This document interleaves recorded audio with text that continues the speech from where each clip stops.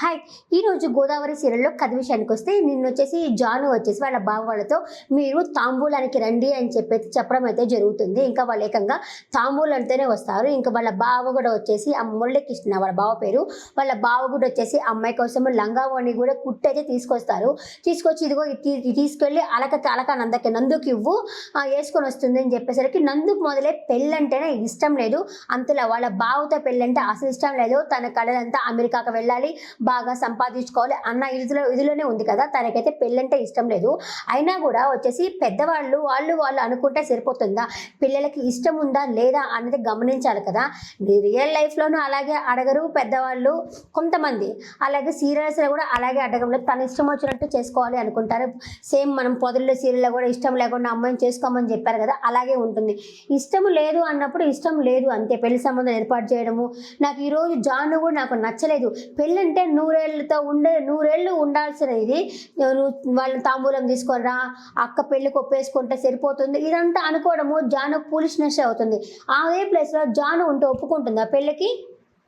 ఇక వచ్చేసి వాళ్ళు అమ్మాయికైతే నాకు ఇష్టం లేదు అని చెప్తా ఉండింది కదా. వీళ్ళైతే తాంబూలంకి వచ్చినారు.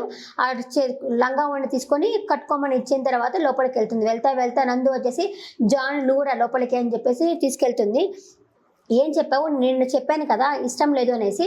నువ్వు వెళ్ళి ఏం చెప్పావు? బావకి ఏం చెప్పలేదా అంటే, లేదు నేనే వాళ్ళని తాంబూలం తీసుకొని రమ్మని చెప్పింది నేనే అని చెప్పేసి అయితే అమ్మాయి జాను అయితే చెప్తుంది. ఎందుకు చెప్పావు? నాకు ఇష్టం లేదు అని చెప్తున్నాను కదా అంటే, అంతలోపు వాడు తీస్తే నేనెందుకు కట్టుకునేది? వాడు జాకెట్లు కుట్టుకునేవాడు, నేను బొత్తలు వేసుకుంటా కూర్చోవాలన్నా నేనెంత కాస్ట్లీ, నేను బయట 3,000 4,000 పెట్టి కుట్టించుకుంటాను నేను జాకెట్లు. అట్లాంటిది అతనితో నాకేం పెళ్ళి అని చెప్పేసి వాడు వీడని మాట్లాడుతుంది. దానికి జాను కోపం వచ్చి భావన పట్టుకొని వాడు వీడు అనబాక, నీకు ఒకవేళ ఆ లంగా జాకెట్ వేసుకోవడం ఇష్టం లేకపోతే చీర ఏమైనా ఉంటే చీర కట్టుకొని రా అనేది చెప్తుంది. నాకు ఇష్టం లేదు అంటే ఇలా ఎందుకు మాట్లాడుతున్నావు నువ్వు అనేసరికి, మన స్తోమతకి మనము ఇలాగే ఉండాలా అని చెప్పి జాను చెప్తుంది. పెళ్లి చేసేది నువ్వు కాదు కదా, నాన్న కదా పెళ్లి చేసేది, నువ్వెందుకు ఇట్లా మాట్లాడుతున్నావు అని చెప్పేసి నందు వచ్చేసి ఆ జానును అయితే అడుగుతుంది.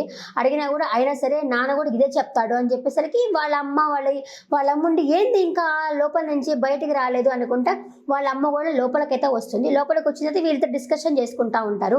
వాళ్ళ అమ్మతో కూడా చెప్తుంది, నాకు పెళ్ళంటే ఇష్టం లేదు, నేను నాన్నతో మాట్లాడాలని చెప్పేసి నందు చెప్తుంది. అయినా కూడా వచ్చేసి ఆమె ఈ మాట వినదు. నువ్వు ఇట్ట కాదులే, నువ్వు ఇక్కడే ఉండు, రూమ్లోనే ఉండు అని చెప్పేసి ఈ అమ్మాయిని తీసుకొని బయటికి వెళ్తుంది. జానుని తీసుకొని బయటికి వెళ్ళేసి వాళ్ళ బావ వాళ్ళంతా ఉంటారు కదా, వాళ్ళతో చెప్తుంది. నందు రావడానికి సిగ్గుపడతా ఉంది, మనమే తాంబూలం తీసేసుకుందాము అంటే ముహూర్తం దగ్గర పడిపోతున్నది కదా అనేసరికి, అదేంటది తను ఎక్కడ అంటే, లేదు రావడానికి సిగ్గుపడుతున్నది అంటే, మనమంతా అయిన వాళ్ళమే కదా, మనమేం పరాయి వాళ్ళం కాదు కదా సిగ్గుపడడానికి అని చెప్పేసి వాళ్ళైతే అంటారు. అంతలోపల మురళి వాళ్ళ అమ్మున్నారు కదా, ఆవిడతో సరే నేను వెళ్ళి పిలుచుకురమ్మన్నావు అంటే, వద్దు మీరు కూర్చోండి, అమ్మాయి సిగ్గుపడుతున్నది అని అయితే చెప్తుంది. ఇంకా సరే అని చెప్పి తాంబూలం తీసుకుంటాము అన్న పక్షంలో అక్కడికి వచ్చేస్తుంది నందు. వచ్చేసి నాకు పెళ్ళి ఇష్టం లేదని చెప్పి ఆ ప్లేట్ తీసుకొని ఇసుపిచ్చి కొట్టి నాకు పెళ్లి చేసుకోవడం ఇష్టం లేదు, ఎన్నిసార్లు చెప్పాలి అంటే, అంతలో అందరు అడుగుతారు, నువ్వే కదా ఒప్పుకో, ఇష్టం కదా నీకు, నాకెక్కడ ఇష్టం అని చెప్పాను, మీ అమ్మోళ్ళు అనుకున్నారు. ఆ అబ్బాయి లేచి అడుగుతాడు, నేనంటే నీకు నిజంగా ఇష్టం లేదా అని చెప్పి అడిగితే, నేను ఎప్పుడైనా చెప్పానా? మా అమ్మోళ్ళు అనుకున్నారు, మీ అమ్మోళ్ళు అనుకున్నారు, ఈ పెద్ద ముసలాం అనుకునింది, నేను ఎప్పుడు ఇష్టమని నేను చెప్పలేదు కదా, నా ఇష్టాలతో పని లేదా మీకు అని చెప్పేసి అయితే అడగడం జరుగుతుంది. ఒకటికి 2-3 సార్లు అడుగుతాడు మురళి, నేనంటే నిజంగా ఇష్టం లేదా, నేనంటే నిజంగా నీకు ఇష్టం లేదా అని అడుగుతాడు.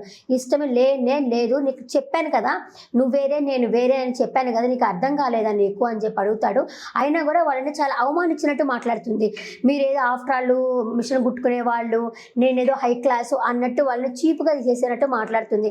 అలా మాట్లాడకుండా ఉండాల్సిందే అమ్మాయి. ఆయన అలాగ మాట్లాడుతున్నసరికి వాళ్ళ నాన్న కూడా కామ్గా ఉంటాడు, కానీ ఏదో చిన్నపిల్ల అలా మాట్లాడింది అంటాడు. కానీ నందు నువ్వు ఇలా మాట్లాడడం తప్పమ్మా, వాళ్ళు మన బంధువులు ఇలా అని చెప్పి చెప్పాల్సింది. అట్లా ఏమి చెప్పడు.